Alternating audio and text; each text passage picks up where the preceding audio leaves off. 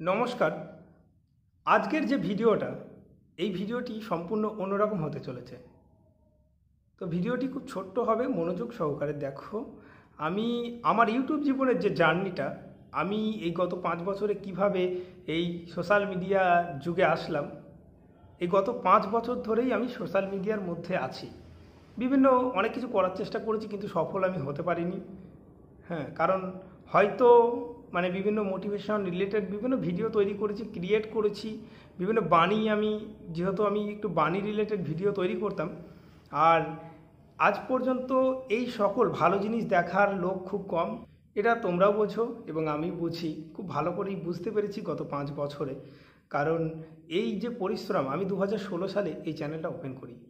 2016 সালে ওপেন করার পর আমি পরস্পর অনেক কিছু করার চেষ্টা করেছি বাণী টানি দিয়ে। আমার অ্যাকচুয়ালি উদ্দেশ্য ছিল যে ইউটিউবে এসে আমি কিছু একটা করব, ইনকাম করব, ইনকাম জেনারেট করব, এটা কোনো মেন লক্ষ্য না। কারণ সত্যি কথা, আমার এটা ভালো লাগে।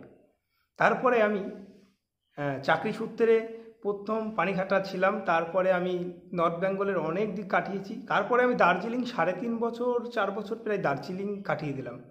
আর এইদিকে কম কম অল্প টাইম কাটিয়েছি, 8 মাস 9 মাস এক এক জায়গায় কাটিয়েছি। যাই হোক, বিশেষ সময়টা আমি নর্থ বেঙ্গলে কাটিয়েছি, বিভিন্ন দিক ঘুরেছি। আমি চেয়েছিলাম তখন বিভিন্ন ভ্লগ রিলেটেড ভিডিও তৈরি করব, কিন্তু তখন আর সম্ভব হয়ে ওঠেনি।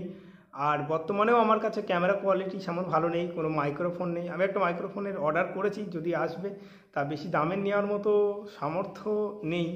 খুব কম দামেরই একটা এমআইসি অর্ডার করেছি, কারণ দেখছি তো 50,000 টাকা দামের ক্যামেরা আছে, অত দামের ক্যামেরা নেওয়ার মতো সেই পজিশন এখন হয়ে উঠছে না, সম্ভবও হবে না হয়তো। যদি তিনি চান, উপরওয়ালা চান, এবং আমি যদি পরিশ্রম করতে পারি, তবে ভবিষ্যতে অবশ্যই নিতে পারবো এবং সেটা তোমাদের সঙ্গে শেয়ার করতে পারবো। যাই হোক, সেই বিষয়টা নিয়ে আমার বিষয়ে আসছি না।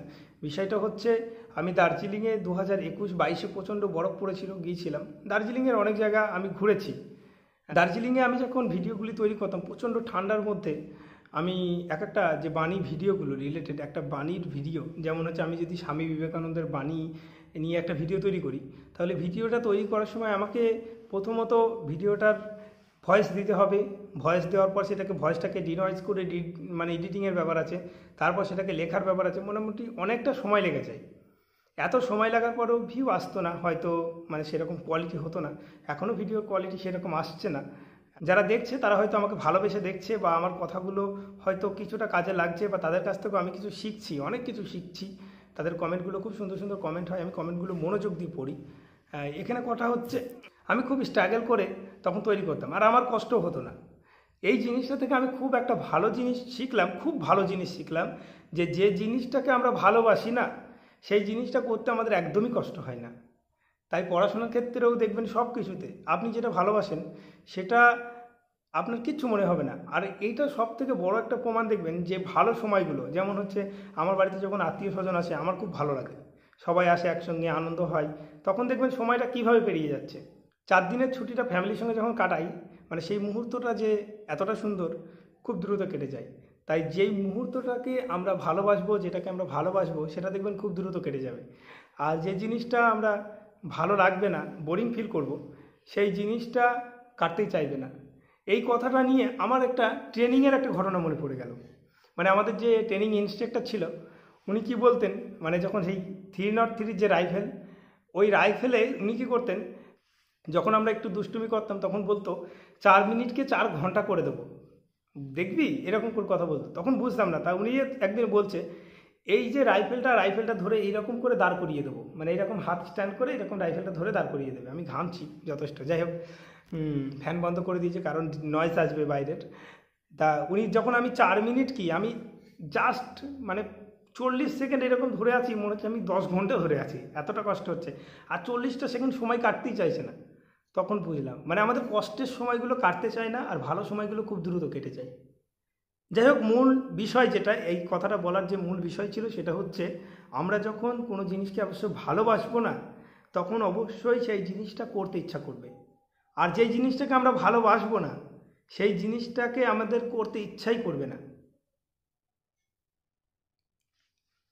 তাই যেই কাজটা আমাদের ভালো লাগছে না, সেই কাজটা আমাদের করার দরকার নেই।